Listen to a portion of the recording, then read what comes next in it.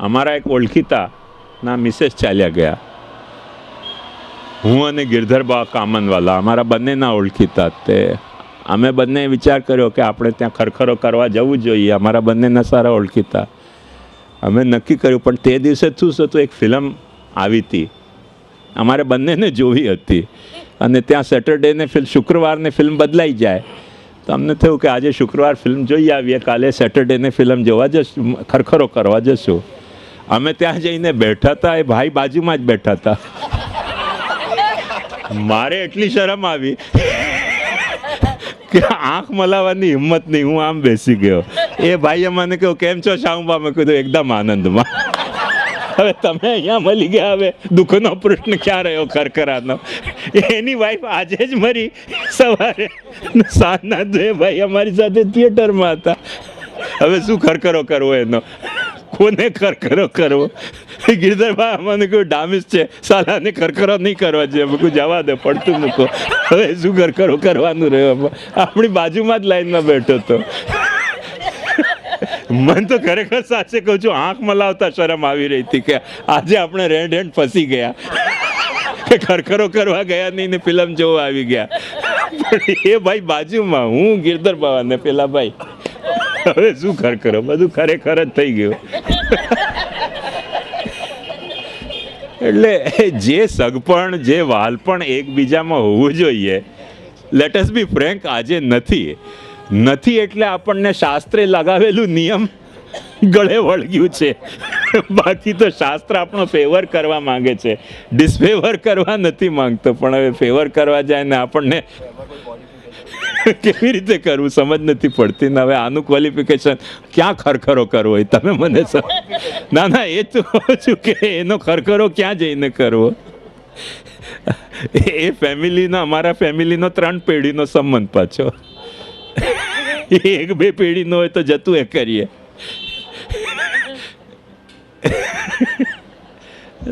દુનિયા બહુ આગળ વધી ગઈ છે, આપણે ધારીએ છીએ એના કરતાં.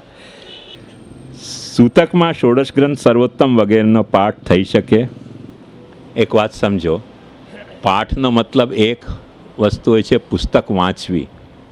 પાઠનો એક મતલબ પુસ્તકને વાંચવી, એ પાઠનો આધિભૌતિક પાસો છે. જે પુસ્તક વાંચી રહ્યા છે એનો અર્થાવગાહન કરવો, એ પુસ્તક વાંચવાનો આધ્યાત્મિક પાસો છે. અને એનો ભાવાનુસંધાન કરવું, એ પુસ્તક વાંચવાનો આધિદૈવિક પાસો છે. તો આપણે ત્યાં સૂતકમાં જ્યારે આપણે પોતાની જાતને શુદ્ધ નથી ગણતા, કેમ કે આપણો દેહને આપણે એ અશુચિથી એ અશુદ્ધ માનીએ છીએ, તો આ દેહથી આપણે ઇન્ટરેક્ટ નથી કરતા.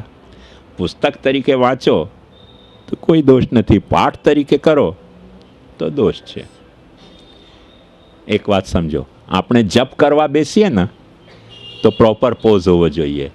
પણ અહર્નિશ તમે ભગવત સ્મરણ કરતા હો અને ધારો કે તમને ઠાકોરજીની એવી કૃપા થાય કે અહર્નિશ તમારા મોઢામાંથી ભગવાન નામ નીકળતું હોય, તો સૂતા નીકળતું હોય કે બેસતા નીકળતું હોય કે નાતા નીકળતું હોય, એમાં પછી કોઈ દોષ નથી. પણ જપ કરવા બેસો તો પછી ડિસિપ્લિન હોવી જોઈએ. એક્ઝેક્ટ આ કઈ જાતની સિચ્યુએશન છે કે ઘરના ફેમિલી મેમ્બર સાથે તમારે વાત કરવી હોય તો લેટાએ વાત કરી શકો છો, ઊંઘતાએ વાત કરી શકો છો, અને રામદેવજીના શિષ્ય તરીકે શીર્ષાસન કરતા હો તો એ વાત કરી શકો છો.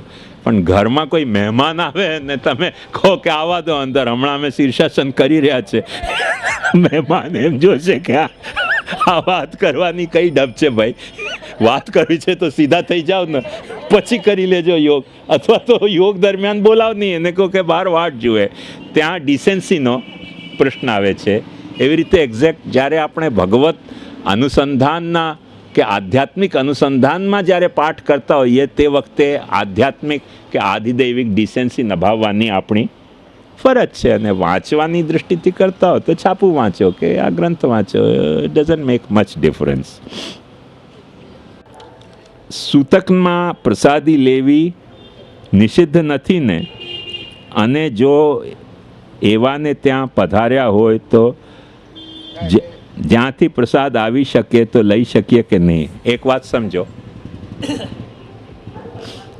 આ મુદ્દો પુષ્ટિમાર્ગનો નથી. ફર્સ્ટ ઓફ ઓલ, આને પુષ્ટિમાર્ગ સાથે કોઈ લેવા દેવા નથી. આ આપણો જૂનો બ્રાહ્મણાચાર હતો, શાસ્ત્રનો આચાર હતો. અને શાસ્ત્રનો આચાર કઈ રીતે હતો? શાસ્ત્ર મુજબ એવું હતું કે બ્રાહ્મણ કોઈ પણ આઈટમ જમી લે પછીથી ક્ષત્રિય જમી શકે, પણ ક્ષત્રિય જમી લે પહેલાં, પછીથી બ્રાહ્મણ ન જમી શકે. આપણે કોઈ પણ વસ્તુ જમતા પહેલાં ગાયને ગૌગ્રાસ આપી શકીએ, આપણા જમ્યા પછી એઠું નહીં હો. જે કોઈ ઘરમાં સામગ્રી સિદ્ધ થઈ એમાંથી જમી આપણે પહેલાં લીધા અને પછી એમાંથી જે પહેલાંથી જ કાઢીને રાખ્યું હોય એ ગાયને આપણે ન ખવડાવી શકીએ. એમ કરતાં ગાયનું ઇન્સલ્ટ થાય છે. એમ પુરાનો જે શાસ્ત્રનો આચાર હતો તે એવો હતો કે જો બ્રાહ્મણ તમારે ઘેર ગેસ્ટ બનીને આવે તો બ્રાહ્મણને લેવડાવ્યા વિના જો તમે પહેલાં લઈ લો તો પછી બ્રાહ્મણ ન ખાઈ શકે. અમરીશનો એ હેતુથી આપણે ત્યાં એવો નિયમ હતો કે સૂતકમાં આપણે એટલા અપવિત્ર થઈ જતા હોઈએ છીએ કે સૂતકવાલો જો પહેલાં જમી લે તો જેને સૂતક નથી તે નથી લઈ શકતો, છોવાઈ જાય છે. એના પ્રસાદ સાથે કાંઈ લેવા દેવાના સંબંધ નથી. પ્રસાદ સાથેનો તસુભર સંબંધ નથી. એ છૂવાછૂતનો પ્રશ્ન હતો. હવે મુખ્ય મુદ્દો એ છે કે આજે આટલી અપરસ પાલે છે કોણ? તમારે અહીંયા તો સારું હશે કે ખરાબ મને ખબર નહીં. અમારા મુંબઈમાં તો સ્મશાનમાં લોકો ગાંઠિયા ચાય મંગાવીને ખાતા હોય છે. હા હા, બાકાયદા સ્મશાનમાં અહીંયા ધક ધક ધક ધક ચિતા જલતી હોય ને ત્યાં પેલા જેના ઘરમાં ડેથ થઈ હોય એ જ બધાને શરૂ કરે, લ્યો ગાંઠિયા. કે 2-4 કલાક બેસવો હોય લોકોથી હવે બેસાતું નથી. કોઈ ડાયાબિટીસ ના હોય, કોઈ કોના પેશન્ટ હોય તો ચાય ગાંઠિયા ત્યાં જ શરૂ થઈ જતા હોય છે.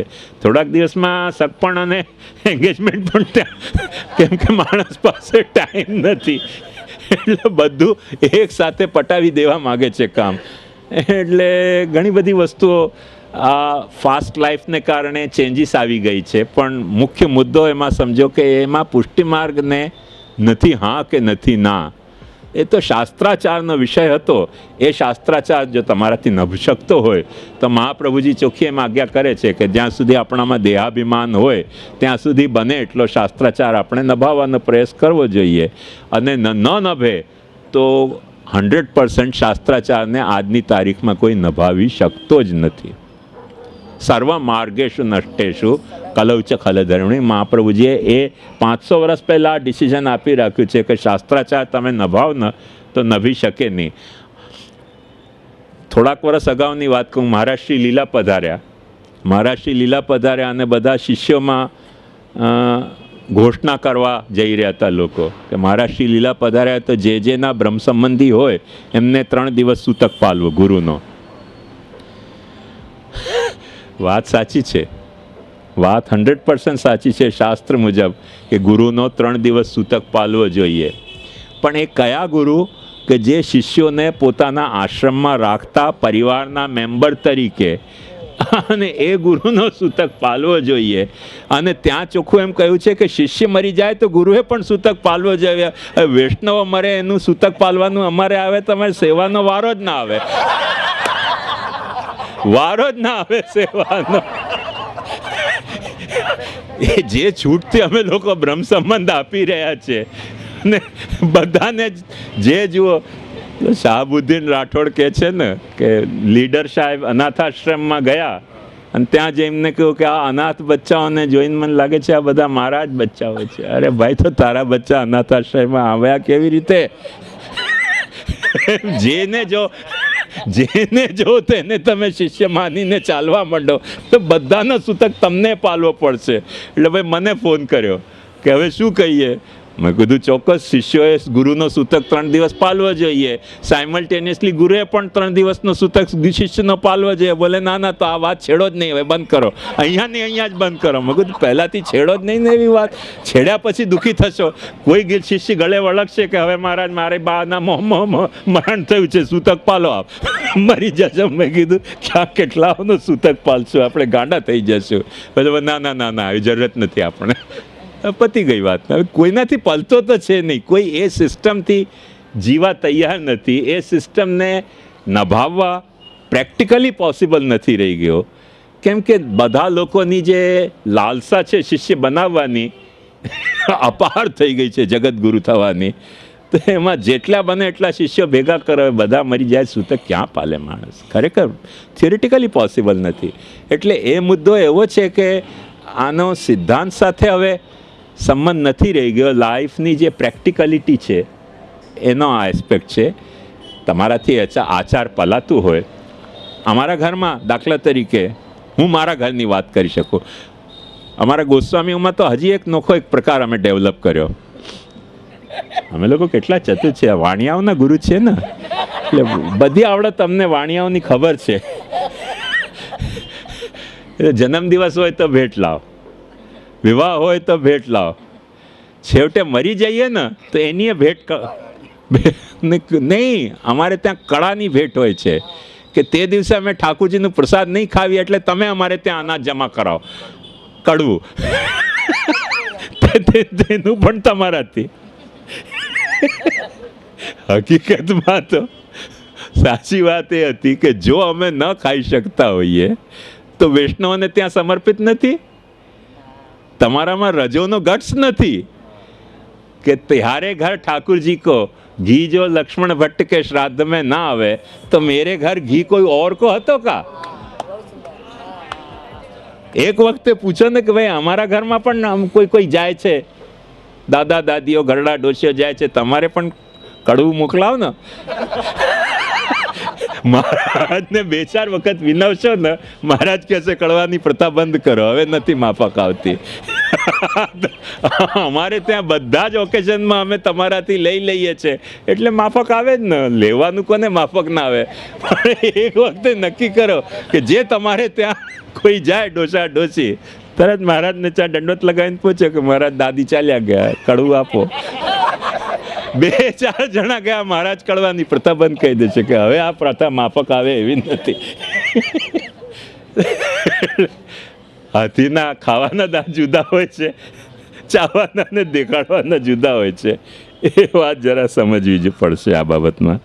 એટલે પ્રસાદી લઈ શકાય છે કે નથી લઈ શકાતું એ પ્રશ્ન પ્રસાદીનો નથી, શુદ્ધિનો છે. તે પણ શાસ્ત્રીય આચારની શુદ્ધિનો છે. જેનાથી નપતી હોય વેલ એન્ડ ગુડ, જેનાથી ન નપતી હોય તો આવ ભાઈ હરખા આપણે બેવ સરખા. ખોટી ધતિંગ કરવાનો કાંઈ સેન્સ રહ્યો નથી. વર્ધી ઘરમાં નવો કોઈ જન્મ વખતે સેવા થઈ શકે. હવે એવું છે ને કે ફરી પાછું આમાં એ જ પ્રભેદ થઈ ગયો કે શાસ્ત્રકારની સમજ નોખી છે ને આપણી સમજ નોખી છે. શાસ્ત્રકાર એમ સમજે છે કે પરિવારમાં કે ઘરમાં વૃદ્ધિ કે સૂતક આવે તે વખતે તમને શાસ્ત્ર ધર્માચરણ સસ્પેન્ડ કરે છે કે ધર્મ નહીં કરો. જે વૃદ્ધિ અને સૂતક આવ્યા એ તમે એને પ્રાયોરિટી માનીને એને એટેન્ડ કરો. એનું કારણ પાછું હતું કે શાસ્ત્રની ભાવના અને સમજ એવી છે કે તમને પરિવારમાં અને કુલમાં એટલું બધું સગપણ અને વહાલપણ છે કે જો તમે તે વખતે પૂજા કરવા જશો તો એનો હર્ષનો આવેગ કે શોકનો આવેગને કારણે તમે સરખી રીતે શુદ્ધ માનસિક શુદ્ધતાથી પૂજાને નભાવી નહીં શકો. અને છતાંય કોઈક તમને કમ્પેલ કરે તો શાસ્ત્રે એને સસ્પેન્ડ કર્યું કે નથિંગ ડુઈંગ, જાઓ એટેન્ડ કરો, સૂતક ઉતરે પછી સેવા કરવા આવજો. હવે શાસ્ત્રે આપેલી છૂટ આપણને વળગી ગઈ છે. ઘરે સાસુની સેવા પધારે છે, સાસુની નહીં, સાસુના ઠાકુરજીની, કે સાસુની જ સેવા પધારે.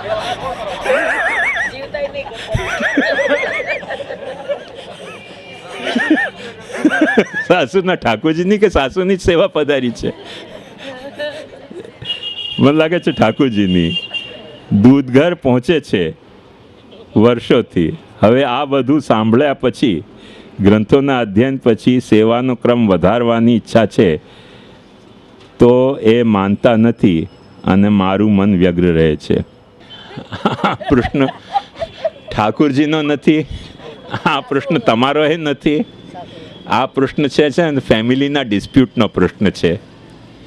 અને એક સાચી વાત કહું કે તમારા સાસુએ તમારા પતિને જે જાતની વાનગી ખાવાની ટેવ પાડી હોય ને તમને એ જાતની વાનગી નહીં બનાવતા આવડતી હોય તો તમારો હસબન્ડે કદાચ દુઃખી હશે. હવે તમે મને પૂછો કે મારા મિસ્ટરને સાસુના બનાવેલી વાનગીની ઢબ ફાવે છે ને મારા હાથની વાનગી નથી ફાવતી, તો હવે શું કરવું? શું કરવું ભાઈ? કાં તો હસબન્ડને પૂછો, કાં સાસની માફક તમે કરો, અથવા કાં તમારી માફક સાસ કરે. આ તો ફેમિલી ડિસ્પ્યુટ છે, એમાં સિદ્ધાંતની દૃષ્ટિથી કશું કહી શકાય એવું છે નહીં.